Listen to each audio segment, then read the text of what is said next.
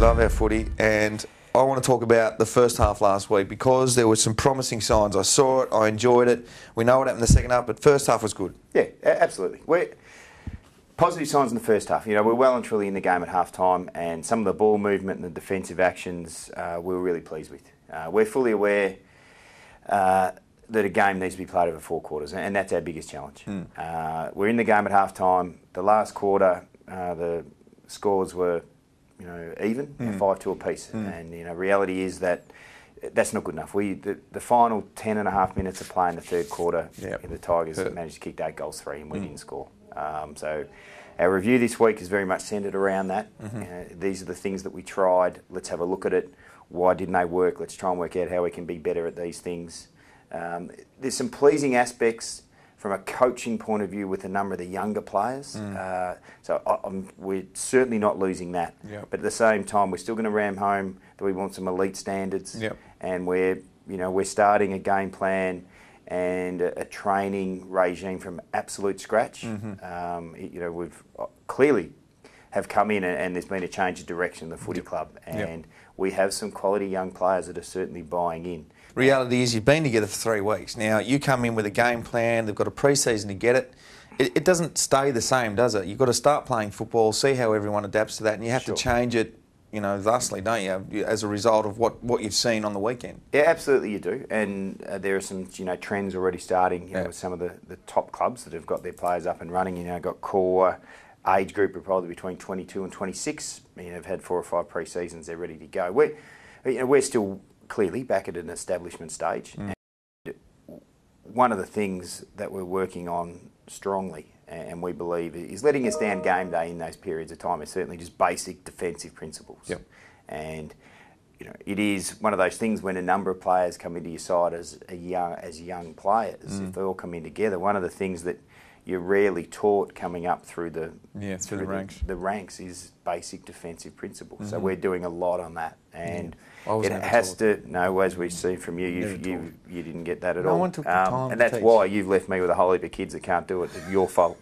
But we're working on it very, very hard. Okay, all right. Well, we'll talk about older players coming back into the side and some seasoned players, but at the moment you've got young kids, James Magner and the like, who are getting experience in intense scrutiny at the moment, aren't they? But how much would they be gaining in terms of experience? It's going to benefit them in the long run, isn't it? Sure. Well, yeah, we get a great belief that it will. And that's really hard because when you're in something and you're living it day to day, like our supporters and like the coaches and the players, that's tough. And, we're aware of that. And James Magner, 3 AFL games, playing in the middle, under the heat, is doing it.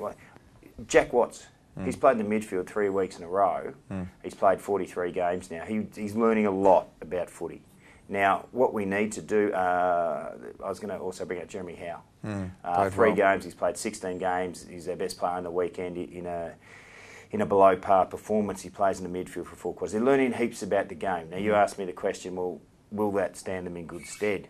It'll stand the group in good stead if we continue to demand elite standards and they continue to have an outstanding work ethic on the track and continue to improve that. Because there are a million examples of AFL players who have talent and don't have a work ethic to match and they won't make it.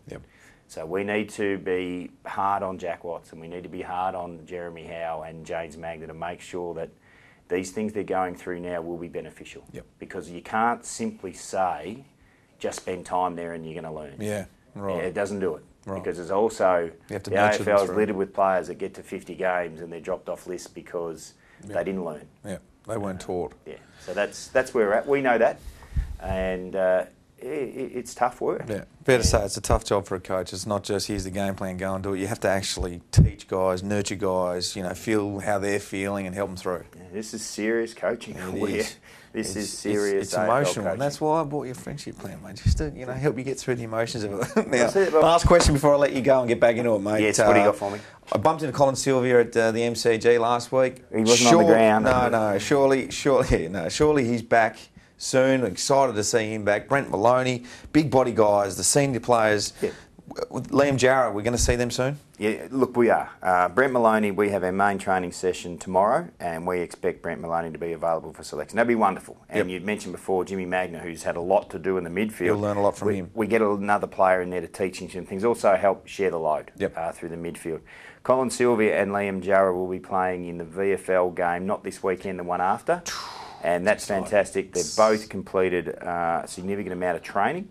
And because of that and the program that David Misson puts them through, we're hoping that one VFL game is probably going to be enough to put the hand up for selection to I think we've got the Cats the week after. So we're looking forward to hopefully looking at those guys in the side, which all of a sudden the side has a different look. There's a reliance upon the senior players who haven't been there to give the young boys a bit of a chop out. So that's exciting, and exciting for the supporters to see, some of the familiar faces, the big bodies who have got some serious AFL talent to get back in the team. Fantastic. Neeldy, thanks for joining us again on DTV. I know you enjoyed it, I can tell. Look after it, mate. Just a little bit of water. Friendship Planet, I'm all over it. If that dies, I'll be very disappointed. Thank you, Robbo. Thank you for the clips you brought in. I'd like to thank myself for the research I did to find you doing those clangers. And next time, be on time. Don't make me wait again. Thanks, buddy.